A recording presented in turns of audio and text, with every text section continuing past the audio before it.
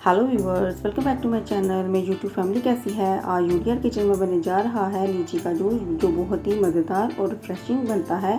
अगर आप मेरे चैनल पर नए हैं तो मेरे चैनल को ज़रूर सब्सक्राइब करें और थम्स अप का बटन ज़रूर प्रेस करें और अपने दोस्तों के साथ भी शेयर करें। अब मैं आपको लीची के कुछ बेनिफिट्स बताती हूँ। लीची एक मीठा और बड़ा फल है जो गर्मियों में पसंद किया जाता है। ये फल विटामिन सी से भरपूर होता है। लीची मैदे की गर्मी को भी दूर करती है। इसमें पानी की मिकदार बहुत ज़्यादा होती है जो गर्मियों में जिस्म को हाइड्रेटेड रखती है। लीची स्किन के लिए बहुत अच्छी है। लीची का इस्तेमाल हमें लीची के सीज़न में ज़रूर करना चाहिए।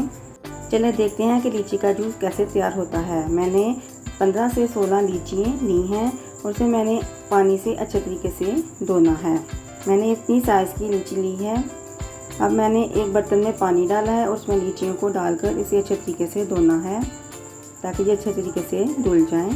अब मैं इसका ऊपर से छिलका उतार दूंगी। एक एक करके मैं सारी लीचियों का छिलका उतार दूंगी और एक बर्तन में रखती जाऊंगी। निकली हुई लीची, 2 चुटकी काला नमक, थोड़े से पुदीने के पत्ते, 4 टेबलस्पून चीनी आप अपने टेस्ट के हिसाब से ले सकते हैं। एक ग्राइंडर जग में मैंने लीची डाली है, 2 चुटकी काला नमक, पुदीने के पत्ते शामिल किए हैं और 4 टेबलस्पून मैंने चीनी डाली है।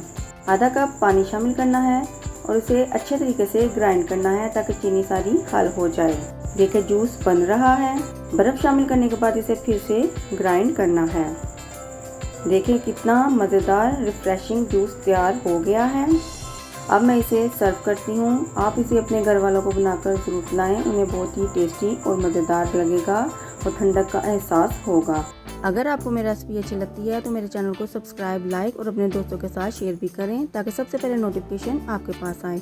आप कमेंट में बताएं कि आपको लीची का जूस कैसा लगा है। आप अपनी दुआ में याद रखें। शुक्रिया।